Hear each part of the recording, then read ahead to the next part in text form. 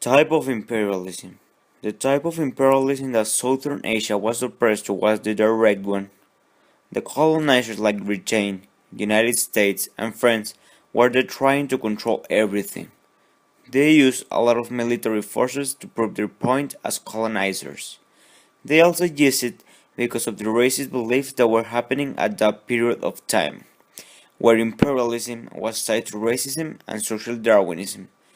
That is just society seeking the ideology of Charles Darwin. But not all Southern Asia was being colonized in a direct way. Thailand wasn't having any colonization at all. After Indochina was conquered by the French, Siam, which is Thailand's name after that, was the only free state left and the British and the French.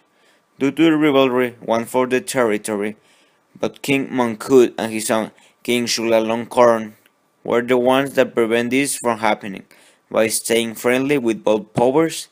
This means Siam, which is Thailand, can be considered the only There are a lot of factors that led to imperialism in Southeast Asia. One of them was that the sea lanes opened between India and China. With this, the colonizers could trade via water and get some advantages because of it. Another cause was that with this colonization they could have profitable crops of coffee, indigo, and spice to trade and make money. One of the most important reasons for imperialism was the natural resources that Southeast Asia had in excess, like palm oil, tea, timber, and tin. As the Book of World History and Geography says, capitalist states in the West were looking for both markets and raw materials. These resources were difficult to find, and that's why the British, the United States, the Dutch, and other colonizers wanted Southeast Asia's power. The expansion of Christianity was another significant cause of this movement. The Spanish wanted to spread the word of God, and seeing an easy to colonize part of the world, they tried to colonize it. Also, with all the fighting for the colonization of Southeast Asia, the rivalry between the United States and European powers increased, and they felt the need to be better than their opponent by having more lands. Finally, the pressure from U.S. sugar growers also becomes one of the causes of imperialism in this area. Southeast Asia had a lot of sugar plants all over the territory, and the U.S. wanted that. As you can see in the image above, that was taken out of the McGraw-Hill book. All of the Southeast Asia was being colonized by a variety of countries that want different types of things from this part of the world.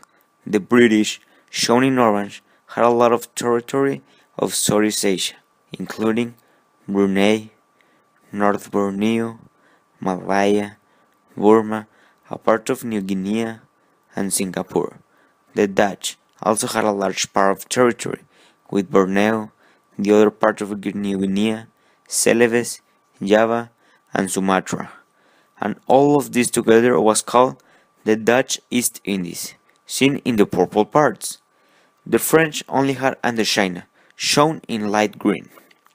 The Germans were the ones that had the most little amount of territory, that you can see in the little yellow part, that is Kaiser Wilhelmsland. The United States had the Philippines, that you can identify in the dark green part.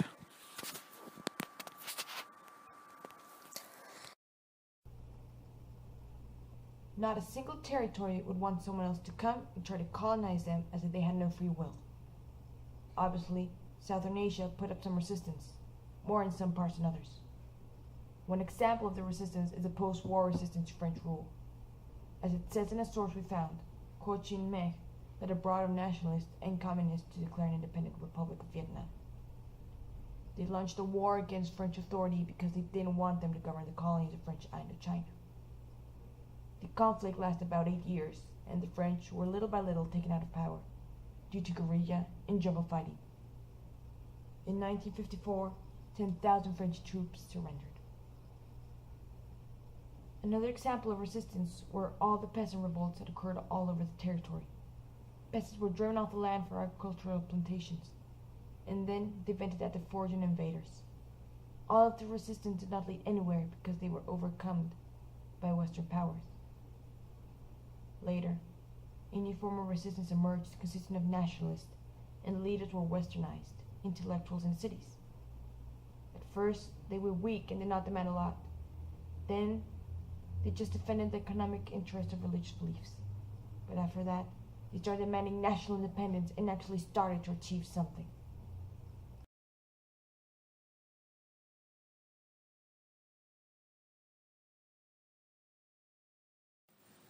There were a lot of political, social, and economic effects when imperialism appeared. Thanks to the Industrial Revolution, there was a need to expand their empires to other territories.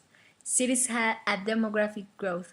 There was a development of industry and a constant fight of the great powers to have richness and control over the other nations. New technology to use in weapons, transport, and agriculture.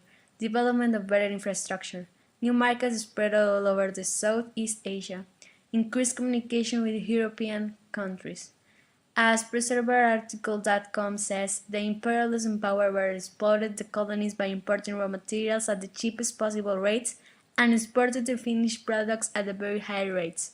The colonial powers introduced efficient systems of administration in the country, led the raising of slavery. They also tried to cripple local industry, trade, and commerce by enacting necessary industrial and taxation laws. As a result of imperialism, Christianity became a thriving religion in many Asian countries. Now, we're going to analyze primary sources so we can know about the different perspectives people had. Colonizer's perspective. American imperialism. This is a primary source which shows what the American colonizers thought about the colonization process and taking Asia. Mr. President, the times call for a candor. The Philippines are ours forever, and just beyond the Philippines are China's illimitable markets. We will not retreat from either. We will not abandon an opportunity in Asia. We will not renounce our part in the mission of our race, trustee under God of the civilization of the world. Senator Albert Beveridge from a speech before U.S. Senate, January 9, 1900. This speech clearly shows the colonizers' posture, which was not to stop even if they would have to confront any type of problems. They wanted to be the masters of the world, realized they could hold even more territory, and were thirsty for power. What they wanted was to establish their empire in Asia,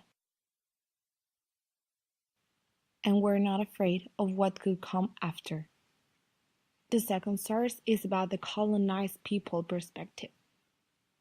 As the times and the course of things in our country have changed, it is essential to promote the advancement of all our academic and technical knowledge and to prevent it from crumbling or giving it to competition from the outside. In order to achieve this, it is imperative to make haste in education so the knowledge and the ability will increase. Royal Proclamation in Education by King Chulalongkorn. This brief speech shows that although they were being ruled by foreign powers, countries remained together because of the people's posture and positiveness about the situations they were living. They wanted to improve school so the traditions would not completely be stolen. They saw the problems the best way they could. They could be politically affected, but their spiritual union and hope prevailed above everything.